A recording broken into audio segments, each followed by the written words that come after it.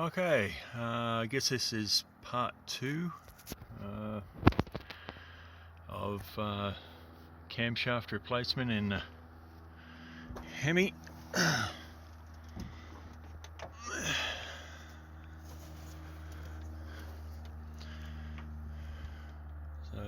there she sits, poor old girl. Cylinders, everything's not too bad. I'm replacing the oil pump, but I haven't pulled apart any of the bottom end yet because the new oil pump hasn't arrived yet. So today's project will be putting a new cam in and lifters and possibly get the heads back on. So I got the heads machined, got those back yesterday. So there it is, number 3 exhaust, and look at that. Now these things sit inside these cradles and they're shaped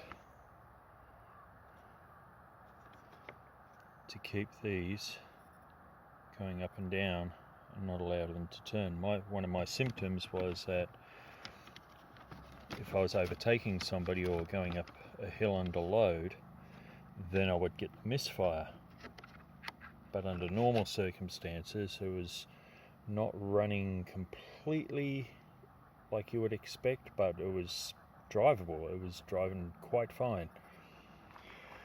So I think, and most likely based on come on, focus on the direction of that wear, because this is completely seized. Yeah, you can see the lines go crossways. So I think she was running like that, and then under the acceleration, now you wouldn't think that the load would change on the camshaft that much, but I guess with the higher revs they could actually kick that sideways, because that is a perfect fit in that groove, and the only way that that happens is if the lifter turns sideways. When I've pulled it out, I've got these in order so I don't want to pull them out everywhere.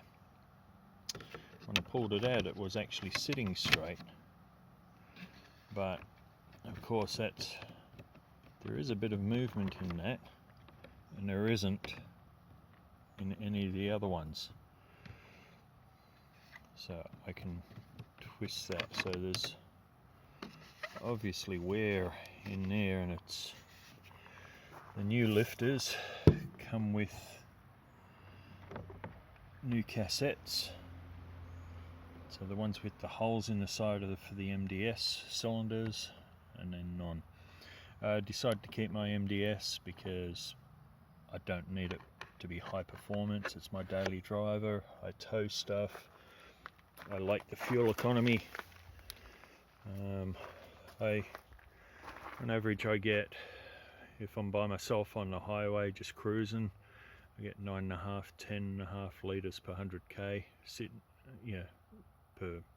whatever, which is good for any vehicle with a V8, let alone one this size. On average I get going to town in the city, coming up the Malahat, so a steep hill, we get probably about 13.5, maybe 14. That goes up to about 16, 17 in winter, because hey, it's in V8 mode all the time, sitting in the snow waiting behind everybody else. So I'm going to keep the MDS. We'll see. So yeah, I'm not really with it this morning. Okay, we shall go down the back here. Oh, for all you guys that work on these with the air conditioner hoses across the back there, I was able to actually fiddle and wiggle the compressor out of there, and there's plenty of slack in these lines. You can't kink these compressor lines because they're rubber with braid with a plastic tube on the inside. I don't know if you know about that. So you don't want to kink these, but a nice gentle curve like that is not going to hurt them.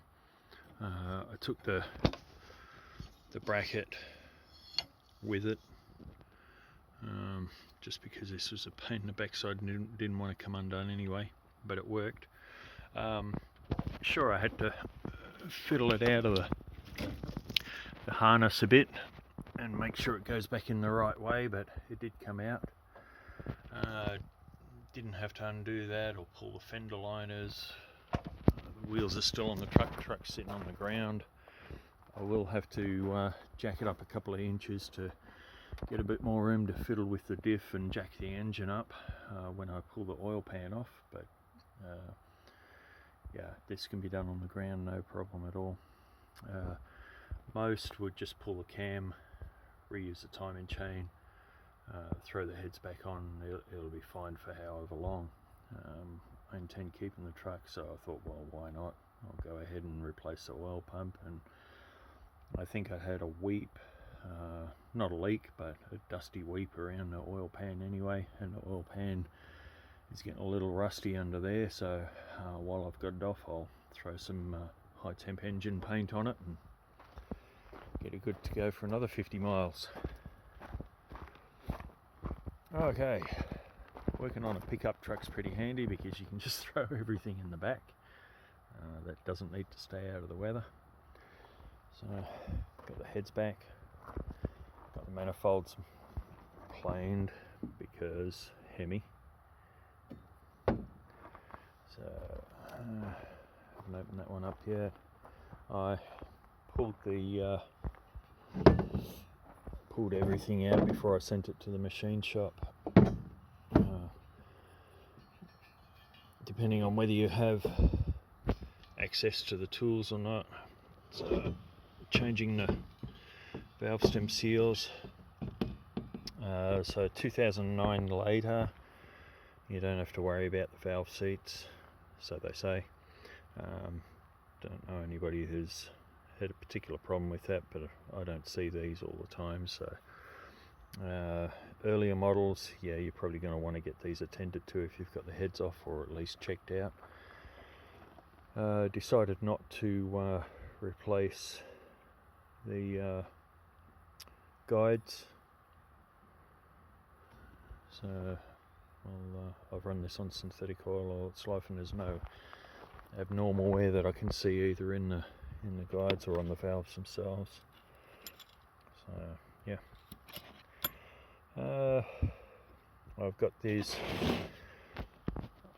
I usually cut this with this facing the front of an engine, so that I simply know which ones are which in the order of the cylinders, and then I've got them layered, separated by rags. Some new seals, pop those on. Got the assembly lube. So that's cleanup day, I guess. I've got the new lifters came in pretty good packaging. They had some oil on them, so I'm presuming that they would have put some oil in the middle of them, but I got them soaking, and I'll get a push rod and give them a couple of pokes to get the air out, and then when I put them in, I'll drop some assembly lube on the rollers and in the rollers, and just not too much where the oil flows, and just enough to keep it all lubed up, because it's probably going to be another week or so